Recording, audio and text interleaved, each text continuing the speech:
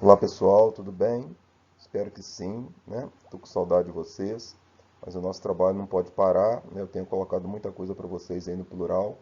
Esse momento agora é um momento diferente, né? Dessa pandemia, mas eu tenho certeza, eu acredito aí que tudo vai correr bem, que Deus vai estar abençoando e que logo logo a gente vai estar de volta aí no colégio, podendo estar aprendendo mais e mais aí juntos, né? Naquela parceria bacana, né? Mas para começar aí a nossa aula, eu vou fazer uma rápida revisão daquilo que nós já trabalhamos anteriormente, para eu poder estar entrando nesse conteúdo novo. Beleza? Então vamos lá. Nessa revisão rápida, eu vou trabalhar uma situação bem direta que eu coloquei para vocês. Eu acredito aí que muitos têm no caderno. É para a gente poder entender uma situação bem interessante que vem a partir do iluminismo, que é uma situação que nós já trabalhamos aí. Então a gente sabe que o iluminismo foi um conjunto de ideias, foi um movimento intelectual liderado pela burguesia durante o século XVIII. E esse movimento aí, ele trouxe para a gente aí uma série de transformações, uma série de revoluções, as denominadas aí revoluções burguesas. As revoluções aí do século XVIII, século das luzes, foi, na verdade, a aplicação das ideias iluministas. Então, a partir dessa aplicação, nós teremos três grandes movimentos que aconteceram basicamente no mesmo momento e que vão estar gerando uma série de transformações, não só para a Europa, mas para o mundo ocidental como um todo. O primeiro deles foi a Revolução Americana, que nós já trabalhamos no capítulo 1, que foi, na verdade, a independência dos Estados Unidos, independência essa que acabou contribuindo para a independência de outras regiões também, inclusive do Brasil. Vai ser um bom exemplo que acabou sendo seguido por outras colônias americanas. A gente vai estar vendo a partir de agora a Revolução Francesa, que também vai ser um marco na história da humanidade. Então a gente vai ter um movimento muito interessante, um movimento de grandes transformações, e a gente vai estar começando a entender um pouquinho disso a partir de agora. E finalmente a Revolução Industrial, que a gente vai estar trabalhando daqui a pouco, que ainda tem gerado uma série de transformações na história da humanidade. Ainda hoje nós vivenciamos tudo isso, inclusive a possibilidade que eu tenho hoje de estar dando uma aula para vocês, né, através da internet, através dos meios digitais, através daquilo que a gente tem em mãos, que foi gerado a partir do desenvolvimento tecnológico, a partir da internet, tem relação direta também com a Revolução Industrial. Ok? Então, isso aqui é um primeiro momento para a gente poder ter essa noção geral, para a gente poder estar retomando a matéria e, consequentemente, que assim, a gente consiga dar prosseguimento. Ao fundo, nesse slide, a gente consegue perceber uma bandeira. E possivelmente alguns aí vão conseguir identificar que se trata da bandeira francesa. Essa bandeira, com as suas listras aí na vertical, acabou inspirando outras bandeiras pela Europa fora, ou com listras na vertical ou na horizontal. Mas essas três listras, né, com essas três cores, vai estar significando, na verdade, três grandes princípios que foram defendidos na Revolução Francesa.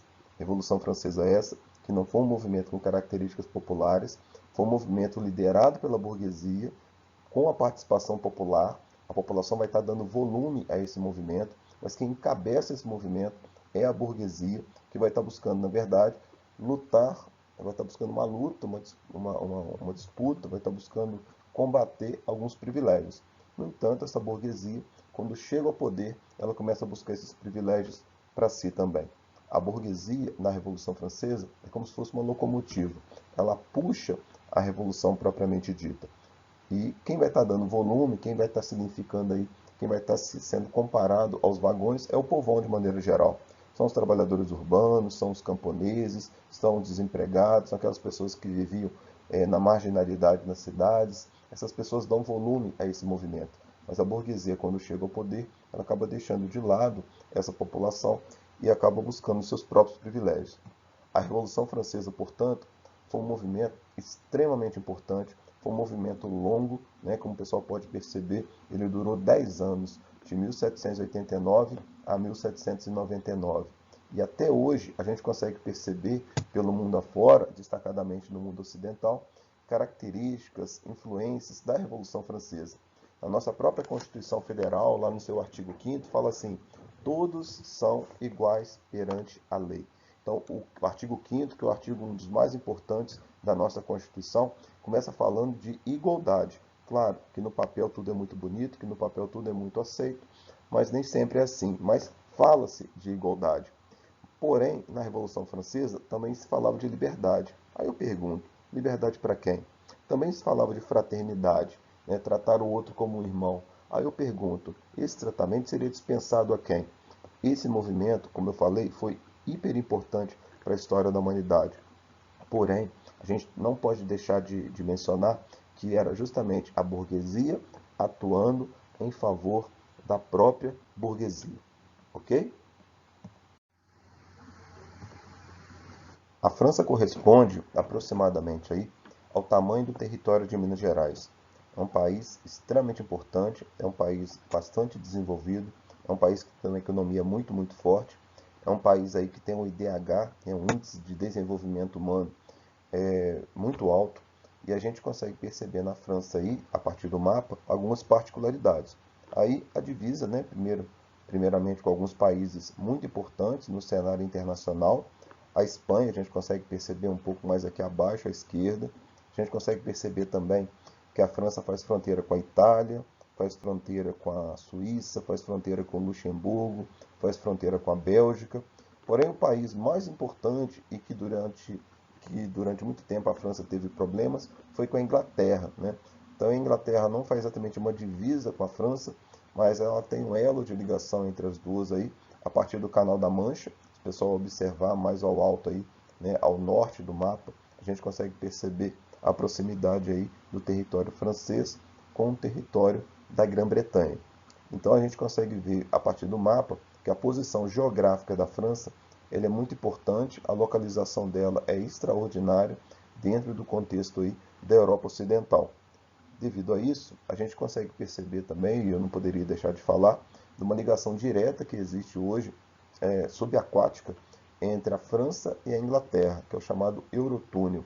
Essa ligação, extremamente importante, ela facilita aí não só a locomoção de pessoas, mas também de produtos. Então a gente vai estar vendo isso aí na sequência dos slides. Bom, nesse slide então, só a título de curiosidade, eu trouxe para vocês aqui uma situação que demonstra como que foi aí a construção, como que é o Eurotúnel, né, a distância que se tem aí de uma região a outra, né, a gente consegue perceber aqui embaixo que são 37 quilômetros da Inglaterra até a França. Já teve gente se aventurando e atravessando o Canal da Mancha nadando, né, alguns aventureiros aí. A gente consegue perceber aqui que a gente tem trens, né, que atravessam, carros que atravessam.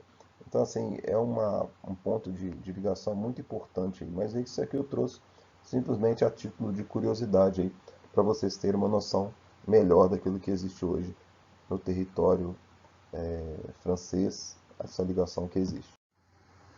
Bom, agora a gente vai estar vendo algumas características aí da França atual. Como que está a França hoje, né? A gente vai estar vendo a França do século XVIII, que era uma monarquia, tinha lá suas características. A gente vai trabalhar muitas dessas características. E atualmente, como que está a França? Bom, primeira característica, cidade de Paris, né? Chamada cidade de Luz, que é a cidade mais populosa, né? Além de ser a capital, é a cidade mais populosa. Paris, durante muito tempo, foi uma cidade muito atrasada, foi uma cidade deixada de lado, foi uma cidade muito suja, mas teve um determinado prefeito lá durante o final do século XVIII, início do século XIX, e esse camarada vai fazer um trabalho em Paris muito significativo e vai transformar Paris. E hoje Paris é um exemplo, né, de cidade, uma cidade que recebe muitos turistas, talvez uma das cidades mais visitadas do mundo. Além disso, a gente tem também uma característica diferente do governo francês, que lá eles têm uma república unitária semipresidencial. República é o sistema que a gente tem no Brasil, uma situação que foi criada na Grécia Antiga, na Roma Antiga, né, que vem do latim, né, a palavra, na verdade, é a junção de duas palavras, que tem a ver com res publica. Res significa coisa, publica do povo. Então, é onde o povo opina, é onde o povo vota, onde o povo coloca ali aquilo que quer e aquilo que não quer. Unitária é diferente daquilo que existe no Brasil, que a gente tem a divisão numa república federativa, onde você tem a divisão em estados, por exemplo. E semipresidencial é porque a gente tem, na verdade, além do presidente, a gente vai ter um primeiro-ministro e não necessariamente um vice-presidente. Então, é uma característica do governo. Além disso, outra característica é o presidente, o Emmanuel Macron, né, que atualmente está no poder, né, que tem conduzido a França. O primeiro-ministro, né, é o Edouard Philippe, né, que também configurando aí a ideia de república semipresidencial. A área total da França ela corresponde a 643.801 km², levando em consideração, inclusive, algumas áreas que ela tem fora da própria Europa, como, por exemplo, a Guiana Francesa, que pertence à França. E também a gente tem aí a questão da população, aproximadamente aí 67 milhões de pessoas, né, comparando com o Brasil, né? O Brasil hoje tem em torno aí de 210 milhões de pessoas, aproximadamente. Então a gente consegue perceber que é uma população aí mais de 3 vezes menor do que a população brasileira. E por último, a gente tem a moeda, né, que é o euro, desde a entrada da França na chamada União Europeia. Bom, olha só. Observe essa imagem, moçada. Olha só o que seria uma corte, né? Uma corte europeia. Especificamente, aí, no caso, uma corte francesa. Olha o luxo, olha a grandiosidade, olha as vestimentas, né? A indumentária, olha o estilo, olha a pose, olha a pompa, né, dessas pessoas. Então, assim, não era só isso a França. Por óbvio que a gente está falando aí de uma elite que muitas das vezes vivia de aparência. Claro que não é muito diferente daquilo que existe hoje, porque tem muita gente por aí que também vive basicamente de aparência.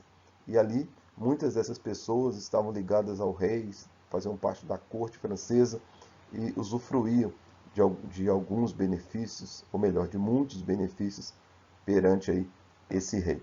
Então a gente vai estar vendo a partir de agora algumas características que desconstroem um pouco esse glamour dessa corte, como aparece nessa imagem. Ok? Pois bem, a gente vai estar vendo então agora algumas características da França pré-revolucionária. Para a gente poder entender a França propriamente dita, o que foi a Revolução Francesa, o que motivou o início desse movimento, o início dessas grandes transformações, a gente tem que entender primeiro como que estava a situação antes, né, lá no século XVII, no decorrer do século XVIII, o que estava acontecendo, como que estava a questão econômica, a questão política, a questão cultural, né, como que estava a vida das pessoas em sociedade. Assim sendo, a gente tem de início aí que durante esse período a gente vai ter um acentuado crescimento populacional. A população cresce demais. E a população cresce demais num contexto que não havia muitos recursos para essa população. A grande maioria dessa população ela era miserável, ela era extremamente carente. Então essa população ela cresce, mas não tinha recursos para poder se manter. O contexto que ainda predominava na França nesse momento era ainda um contexto de transição. Não sei se o pessoal está lembrado lá do 7º ano, quando a gente trabalhou a Idade Moderna, e nós ainda estamos na Idade Moderna, a gente tem um período de transição na Idade Moderna, que é um período que vem do feudalismo para chegar até o capitalismo. Então, ainda existiam muitas características feudais na França do século XVIII. Uma segunda característica, e aí a gente consegue entender um pouquinho do problema gerado a partir da primeira característica que eu citei para vocês, que foi o crescimento populacional, é que a gente vai ter uma pequena produção agrícola. E essa pequena produção agrícola está diretamente relacionada com a questão feudal. Se o pessoal se lembrar lá do 7º ano, a gente vai ver que o servo que trabalhava lá nos feudos, que trabalhava nas propriedades rurais, ele não ficava exatamente com tudo aquilo que ele produzia. Ele tinha que pagar. Ele pagava com produtos e serviços. Então, quanto mais ele produzia, mais ele pagaria. Então, não havia um incentivo para que o servo produzisse mais. Não havia um incentivo para que o servo estivesse fazendo da sua produção algo assim rentável. Até porque não tinha um comércio tão significativo também. Então, a gente tem uma população que cresce demais, a gente tem uma produção agrícola pequena. Consequentemente, a gente junta isso, uma grande população, uma pequena produção agrícola, a gente consegue perceber que isso tudo vai acabar gerando fome. Então, além de tudo isso, a gente vai ter um precário desenvolvimento industrial. Presta atenção, eu não estou falando aqui que a França não tinha indústria. Não, eu estou falando que o desenvolvimento industrial deles era um desenvolvimento precário, muito insignificante, perto daquilo que já estava vivendo, por exemplo, a Inglaterra. A Inglaterra já estava caminhando a passos largos no processo de industrialização, enquanto que a França ela era ainda muito atrasada. E aí a gente consegue se lembrar também de algo que eu trabalhei com vocês lá no Iluminismo, quando eu falei da fisiocracia e do liberalismo econômico. Lembrando que a fisiocracia estava mais ligada à questão da terra como fonte de riqueza, enquanto que no liberalismo econômico era o trabalho como fonte de riqueza. Quando eu falo do trabalho nesse caso, eu estou falando do trabalho industrial principalmente. Quando eu falo da terra nesse caso, eu estou falando aí, no caso da França, eu estou falando da agricultura, do extrativismo, enfim. Então a França nesse momento, economicamente falando, ainda era muito atrasada. Claro que tudo pode piorar. E aqui não foi diferente. Além de tudo isso, a França ainda vivia o auge do chamado Antigo Regime. O que era o Antigo Regime? O Antigo Regime era o regime que a minha mãe fazia até a semana passada? Não, até porque nessa quarentena não dá para fazer regime, gente. Eu estou igual pinto de granja. Acendeu a luz, eu como. Apagou a luz, eu durmo. Eu estou assim, comendo e dormindo e preparando aula para vocês, é claro. Mas lá, no Antigo Regime, que aí tem a ver com o sistema de organização político, econômico, social, administrativo e até mesmo cultural, a base desse sistema, e eu acho que vocês vão se lembrar também, era o absolutismo e o mercantilismo. No absolutismo, a gente tem um poder concentrado nas mãos do rei, um rei que tinha o poder de criar a lei, aplicar a lei e punir a pessoa que não cumpriu essa lei. E a gente vai ter também o mercantilismo, que nada mais era do que uma situação em que o rei, o governante, o soberano, influenciava também, controlava também a economia. Não havia liberdade de comércio como a burguesia tanto queria. Para piorar, crise financeira. Crise financeira essa que foi gerada a partir da Guerra dos 7 Anos. Só que a gente tem que dar uma recapitulada. Por quê? Existe uma diferença entre crise financeira e crise econômica. Para falar a verdade, a França vai estar vivendo as duas. Por quê? Crise econômica é a crise do país. Crise financeira é a crise do governo. É quando o governo gasta mais e arrecada menos. E aí entra justamente a Guerra dos 7 Anos. Não sei se o pessoal se lembra, mas quando nós trabalhamos a independência dos Estados Unidos, eu falei para vocês que houve uma guerra anteriormente, a Guerra dos 7 Anos, entre França e Inglaterra. A Inglaterra vence esse conflito, vai estar se apropriando de terras que até então pertenciam à França. E a Inglaterra, mesmo vencendo esse conflito, ela passou por uma crise financeira. Lembrando, Inglaterra que estava em plena Revolução Industrial. Agora imagina, a França que perdeu território, perdeu dinheiro, era atrasada economicamente e não tinha uma indústria tão desenvolvida como era a indústria britânica. Então a crise financeira na França foi muito pior. Ok? Outra situação, e aí a gente consegue fazer um paralelo também com aquilo que aconteceu nos Estados Unidos, que acaba impulsionando a independência dos Estados Unidos. Bom, quando um governo está precisando de dinheiro, a tendência é estar criando ou aumentando os impostos.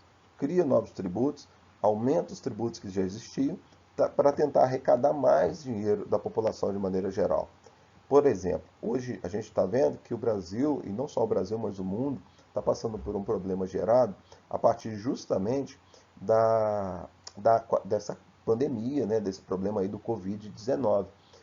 E possivelmente muitos governos, inclusive o governo brasileiro, que está gastando muito dinheiro com isso, possivelmente pode ser que lá na frente crie um imposto para poder compensar aquilo que está gastando.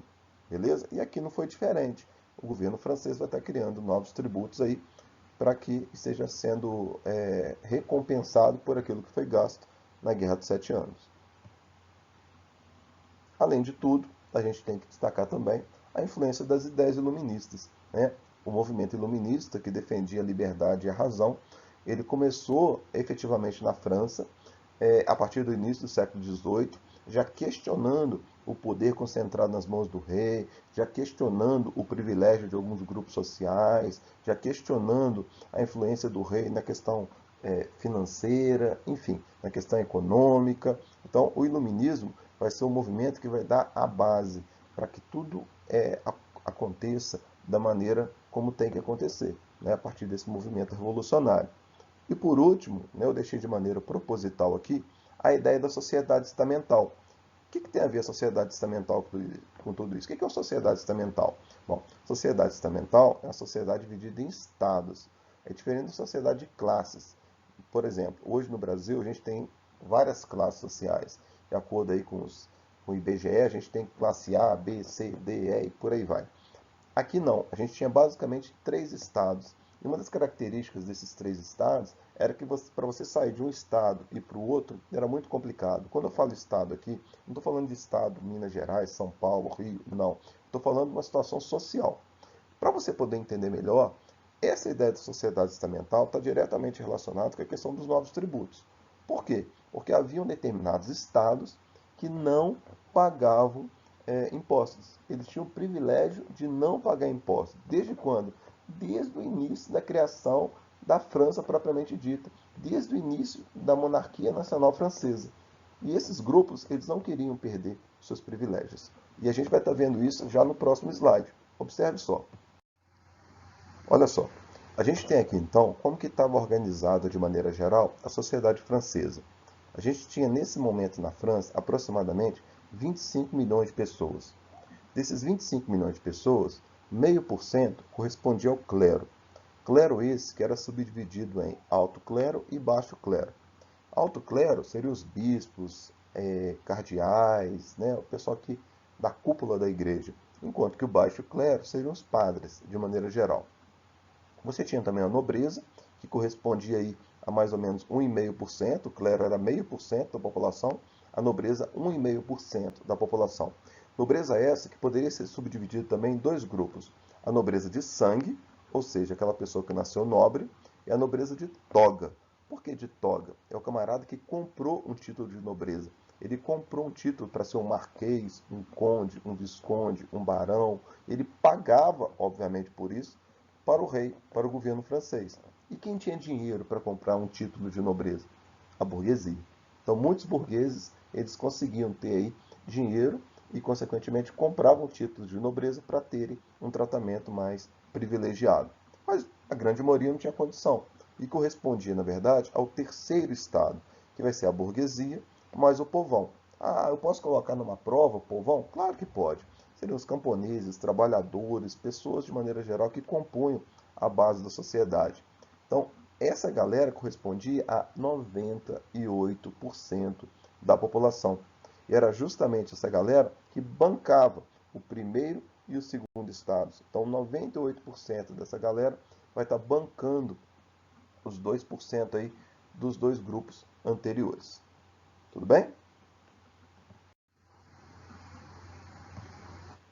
Aqui a gente tem, então, basicamente essa divisão.